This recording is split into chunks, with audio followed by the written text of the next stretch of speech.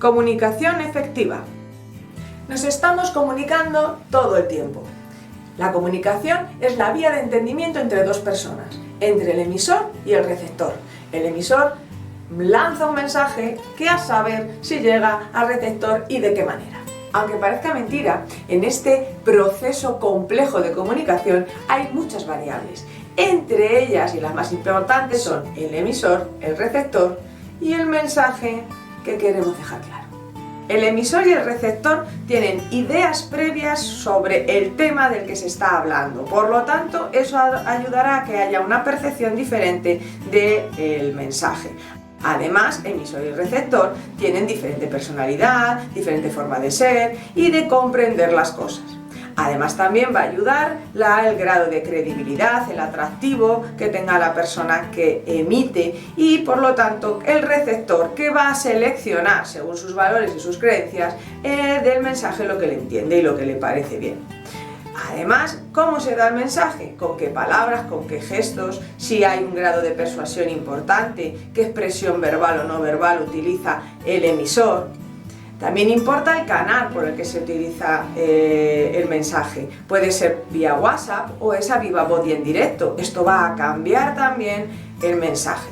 El contexto también es importante. ¿Dónde se produce el mensaje? Estoy estresada o estresado, hay mucho ruido, hay poco tiempo.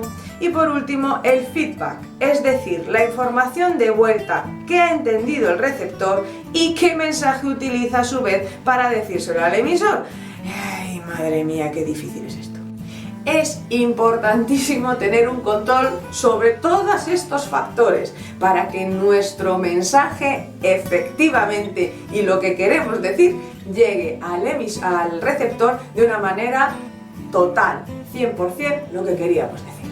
Que no, pero que no te enfades. Que si no quiero decir eso, déjame hablar, que no quiero decir eso, si no... Joder, déjame hablar un poco. Ser operativos u operativas hablando tiene que ver con esto, con tener una comunicación efectiva, saber desarrollar esa habilidad para comunicarnos correctamente y que no haya malentendidos. Si como emisor tenemos el objetivo claro de hacernos entender y además queremos tener una comunicación fluida y amable, tenemos que tener en cuenta tres factores importantísimos. ¿Qué voy a decir? Es decir, el contenido. ¿Por qué lo voy a decir? ¿Qué objetivo tengo al decir esto? ¿Y cómo voy a decirlo? Mi forma. Nuestro discurso será efectivo y correcto cuando sean coherentes estos tres factores. Cuando efectivamente estos tres factores vayan con el mismo objetivo y el mismo propósito. Es esencial tener claro qué objetivo tenemos, es decir, qué queremos, para qué queremos expresarnos con alguien lo que vamos a decir. Es importantísimo porque no es lo mismo querer comunicarse por comunicarse que querer tener un cambio de objetivos o que la otra persona no deje de hacer ciertas cosas. Es muy importante cuál es el objetivo que tengo y qué quiero decir, hacia dónde voy. Si lo tengo muy claro, será más fácil hacer una comunicación correcta. Vamos a ver cuáles son las habilidades básicas para una comunicación efectiva. Una de las reglas fundamentales de la comunicación ha de ser positiva, es decir, siempre proactiva, siempre en positivo y buena, hasta en los conflictos. En los conflictos no significa ganar, en los conflictos significa llegar a un acuerdo. Por lo tanto, me posiciono no en ese lugar de ataque y de a ver cómo puedo ganar, ¿no? Sino en ese lugar de ser abierto o abierta, intentar ser positiva con las cosas e intentar los dos o las dos juntas llegar a esos acuerdos. Otra regla de oro sería elegir el momento y el lugar adecuados. Hay a veces que tenemos que hablar de una manera importante y sentarnos para hablarlo. Y no puede ser que cuando sepamos que la otra persona se tiene que ir o que la otra persona no tiene tiempo, liarnos a hablar de algo súper profundo. Por favor, vamos a cuidar a la otra persona y cuidar el momento. Si no vamos a tener espacio, no nos ponemos a hablar. Igualmente, todo no lo tenemos que sentarnos y hablarlo todos sentados, porque entonces somos doña o don charlas. Es importante saber elegir qué cosas vamos a sentarnos y vamos a hablar. El lugar también es importante. porque no podemos estar discutiendo en la misma habitación en la que están nuestros hijos viendo la tele, por ejemplo. O al revés, podemos irnos a discutir un tema a un bar, a un restaurante, y así no alzamos la voz, nos sentimos un poquito más coartados y podemos comunicarnos de una manera más educada. Siempre el momento y el lugar hay que pensarlo para que nos ayude a la comunicación. Otra norma muy importante sería la que ya hemos comentado. Siempre hay que pensar qué vamos a decir y con qué objetivo. Prepararnos un poquito la charla nos va a ayudar y no a ver lo que salga. Queremos planificar bien y ser estratégicos y estratégicas para alcanzar nuestro objetivo. Recordad, el objetivo para ambas personas, somos personas asertivas, por lo tanto es para llegar a acuerdos. Por lo tanto, si vamos pensando qué objetivo tenemos, será más fácil alcanzarlo y no irnos a otros temas y a otros lugares. También es importante que ya llevemos una solución pensada, ¿no? Es decir, que ya que somos personas asertivas y queremos comunicar algo, no solo comunicar por comunicar, sino también cómo podemos solucionar, si es un problema, cómo podemos solucionar esta problemática. Sería un paso importante para resolver. La comunicación no verbal hay que vigilarla, es decir, nuestro cuerpo, lo que no es el contenido, sino cómo envolvemos ese contenido es importantísimo. ¿Qué es importante? El tono de voz. El tono de voz va a dirigir mucho el mensaje, junto al volumen, es decir, lo que podamos hablar alto o no hablar alto. No es lo mismo decir, no estás entendiendo nada, que decir, oh, no entiendes nada. Son dos mensajes muy diferentes, uno es casi de ayuda y el otro es de ataque y de dar la charla. Por lo tanto, el tono y el volumen son muy importantes, pero también el gesto. No es lo mismo hacer así o hacer así con la mano o gesticular de manera rápida y fuerte que intentar ser tranquilos, cogernos las manos e intentar hablar desde otra perspectiva. Y por último y muy importante, la postura. La postura es importantísima. Es que me estás hablando de algo importante y yo estoy mirando el móvil, miro a la gente que pasa, de vez en cuando te miro a ti. ¿Qué está diciendo en mi postura? ¿Qué información me está dando sobre el mensaje que tú me estás dando? Todo este canal no verbal hay que vigilarlo porque da información. La escucha activa sería una de las formas mejores para decir al otro que te estamos escuchando y que eres importante para nosotros y para nosotras. ¿Qué es la escucha activa? Pues que mientras habla la otra persona, yo le voy dando señales de que estoy entendiendo el mensaje. Eso va a ayudar mucho a que efectivamente la comunicación sea más fluida y más saludable. ¿Cómo le enseño a la otra persona que le estoy escuchando? Pues con movimientos de cabeza, con sonidos que están diciendo te estoy entendiendo. Incluso a veces hacer preguntas también van a ayudar a que te estoy entendiendo. Pero esto lo dijo tu madre, pero antes de que le vieras o después, pero fue con la llamada telefónica o estas preguntas están denotando una escucha activa. Quiero saber más, quiero saber pequeños detalles. También parafrasear, es decir, repetir la frase ostras, o sea que al final va y te dice que vayas. Me lo acabo de decir, yo se lo repito y le estoy diciendo que efectivamente te estoy escuchando. La escucha activa es imprescindible porque quien no escucha no dialoga. Otra norma básica para comunicarnos efectivamente sería ser concretos o concretas, es decir, ser específicas con lo que queremos decir. Porque es que a veces damos unos rodeos, que vamos para allá, ponemos un ejemplo, nos vamos de tema, la otra persona ya no sabe de qué estábamos hablando y por supuesto tú has perdido el objetivo. Pero también hay que tener cuidado con ser muy directos o directas. Esto lo que va a hacer es que sea un mensaje que puede ni entenderse por lo concretísimos que estamos siendo. Y hay que amortiguar nuestras palabras, por lo tanto, muy concretos o concretas tampoco podemos ser. Tenemos que tratar bien a la otra persona y que le quede bien clarito lo que queremos. Esto me lleva a que tenemos también que limitar nuestra sinceridad. Hay a veces que creemos que ser súper sinceros o sinceras va a ayudarnos a que la otra persona entienda bien lo que queremos decir. Y hay a veces que la sinceridad lo que hace es dañar. Podemos decir lo mismo pero con otras palabras y podemos intentar, pues eso, limitar ciertas cosas que no son necesarias decir.